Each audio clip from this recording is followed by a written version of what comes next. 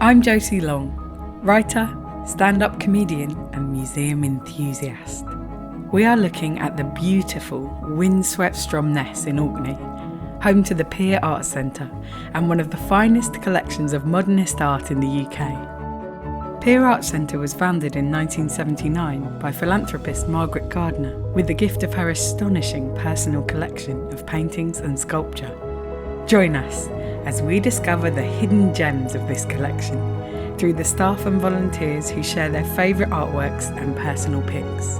Let's explore stories from the Pier Arts Centre Stromness. If you come from Orkney, it's not necessarily accessible to get to the big galleries like the National Gallery of Scotland and the Portrait Gallery. The great thing about the Pier Arts Centre is that it makes really excellent art accessible to people here. It feels like the sea is right there and the boats are right at the window and you just feel like you're in the sea.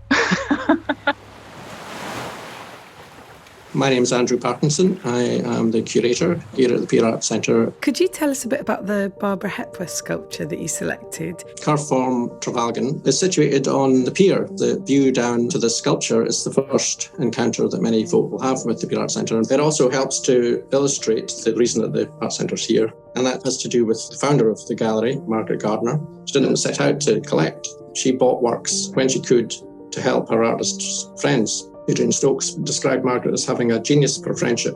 When Barbara Hepworth and Ben Nicholson had triplets, they didn't know they were going to have triplets. They suddenly had three little babies to look after. God. And, Margaret was able to help them out by buying sculptures and paintings and reliefs. And she likewise assisted all her artist friends, or as many of her artist friends as she could. So her house kind of filled up with all these beautiful works of art. Wow, that's astonishing. The idea that what would link these pieces would be her personal love for the artists themselves is such a great basis for a collection. What was her connection to Orkney? So her connection to Orkney came about through a holiday that her and her son Martin came on in the 1950s. They ended up in Rousey and they basically fell in love with the island, and Margaret was coming back every summer. When she was thinking about her collection, she describes it as kind of on a whim. She said, well, I'll give it to Orkney. Originally, Margaret's bequest was 67 works of art. It's now just over 200. We felt early on that we should find work that connects quite closely to Margaret's collection. If you sort of take a broad view and boil it down a little bit, it's about landscape, it's about colour, it's about a kind of abstract way of representing the world. That kind of sense of the new giving insight to the old is very important. So it's like her spirit is still present. Yes. The spirit is the thing that's going to endure. I'm Gillian Stuart. I'm a bookbinder and designer based in Glasgow. This is Hoy Sound by Sylvia Wishart. She lived near Stromness. She started working in the post office when she was younger, even though she had like an art talent. And then she was later encouraged to go to art school and painted a lot of the sound across from Stromness, so the sea and the hills over to Hoy. But I think what's quite nice is that you can also see the reflection in the window of inside, so it's a little bit hard to tell what's inside and what's outside. Yeah, it's very full. There's so much going on there. It's very rich. Rich is the word, yeah. Yeah. A large part of the reason why I chose this is because of the connection that I had to it when I was on my internship. I remember physically being involved in the installation of it because it's really big. I think there were 3 or 4 of us who had to lift it up. Hoisting a piece like that up onto the wall means that you feel connected to it in a way that a lot of people don't really. And that's what's so interesting about the piece that you've chosen, because I feel like that's one of the fewer larger pieces of art in the collection. It is smaller works of art that would fit in a domestic setting. Yeah, that's a good point. Maybe it stands out more because it's such a large piece. I'm Chris Bevan, Stromness born and bred. I'm just a couple of years younger than the pier. It was founded in 1979, so it's featured throughout my life as a place on the street where you'd go and visit. So we're going to talk about this piece, the Colour Spectrum series by Oliver Eliasson. I chose it because I suppose like everybody I'm fascinated by colour, with the added complication that I am colourblind, so I don't necessarily see colour like everybody else. I'm always fascinated by how other people might see this particular piece. It can also be presented in different ways. Each colour is on its own frame, if you will. It can be put up on a wall in a big square of lots of squares of colour. It can be put up in a linear fashion, and the Pier make good use of the different ways they can display it. I understand that you took your wedding photos in front of this piece, so it's really special to you, right? Yeah, so that's one of the reasons I chose it. So it wasn't necessarily because I knew about the artist. I guess there's a very strong personal link there to the piece. Oh, that's so beautiful. I'm Laura Drever. I'm an artist living and working in Orkney. The first piece from the collection that I always go to is by Roger Hilton called 3 Boats.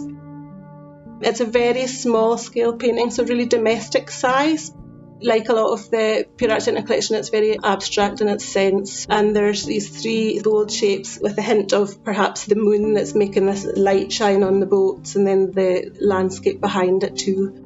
Part of what draws me to that, I think, is I used to go fishing with my dad when I was younger, so a lot of my art practice is about sort of reflecting on places I've visited before, and I feel like every time I go to Pier Arts Centre I revisit this painting by Roger. It creates a space that feels so evocative that it kind of connects with other landscapes. Yeah, that's it.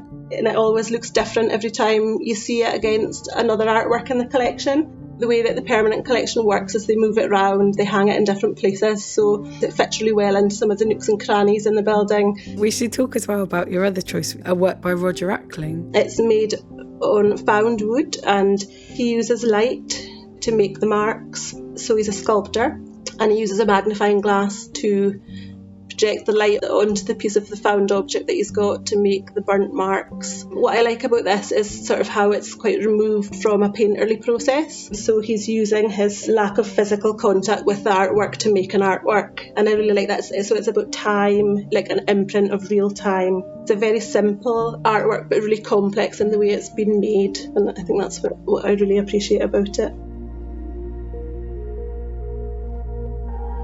My name is Mirella Archidiacono. After my master's in archaeology, this incredible opportunity came up, which was an internship for a year in Orkney. Let's talk about the piece of artwork that you've chosen. It's Gods of the Earth, Gods of the Sea by Ian Hamilton Finlay. This piece of art is quite unusual because it's not actually in the Pier Arts Centre, but it was commissioned by the Pier Arts Centre. The artwork is a sculpture on an island in Orkney called Rosie. And the way the artwork is being created, you need a bit of time to figure out if it's part of the landscape or if it's been put there. Can I ask a bit more about the artist himself? He was actually primarily a writer. In 1955, 1956, for a season, he lived in Orkney and he lived in Rosie. My understanding is also that he came back to Orkney and he kind of helped the locals in Rosie to build the road, which is the one road that goes around the island. Wow. So it's the kind of place that 1 year or one season of your life, if it's spent there, it never leaves you. Yes, absolutely. I can actually completely understand how he felt when he went there and the connection that he had all of his life. Can I ask about the title of the piece as well? Do you know where it comes from and what he was alluding to when he gave it this title of Gods of the Earth, Gods of the Sea? It's a connection to a Roman poem, so I think it's from Virgil, and Virgil wrote that to remember the foundation of Rome. I suppose the idea of having a stone, something big, and it will stay there for a long time. I've read that he described the island itself as like a concrete poem. Yes, in fact, he did say that Orkney was his birthplace as a poet. I do really like a poem Finlay wrote, and in fact it's called Poet, and it goes, "At night when I cannot sleep, I count the islands and I sigh when I come to Rosie, my dear black sheep."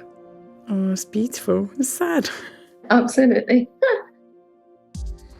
I'm Sophie, and I started going to the Pier Arts Centre gallery when I was about 5 years old. It was in my final year of school that I started volunteering with the Pier Arts Centre. If I hadn't had that voluntary experience, I don't know if I would have gone on to do art history. The painting I have chosen is Double Life by Katie Dove. And what the artist has done is created a shape and then flipped it and reversed it. It's double, but it's not completely different. And I think I kind of related to this as a student who's grown up on Orkney. You do end up living a bit of a double life.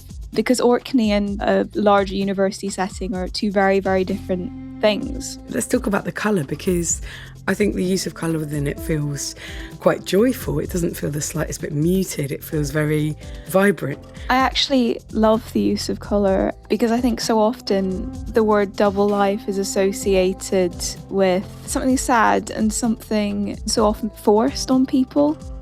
But the thing I like about this is that it doesn't have to be a bad thing if you live differently in two places. And I'm so happy that the artists decided this. The thing I love about the Pier Arts Centre is it is so accessible for everyone in Orkney. It's about community and being connected. I think that's what Margaret felt about Rousey and Orkney.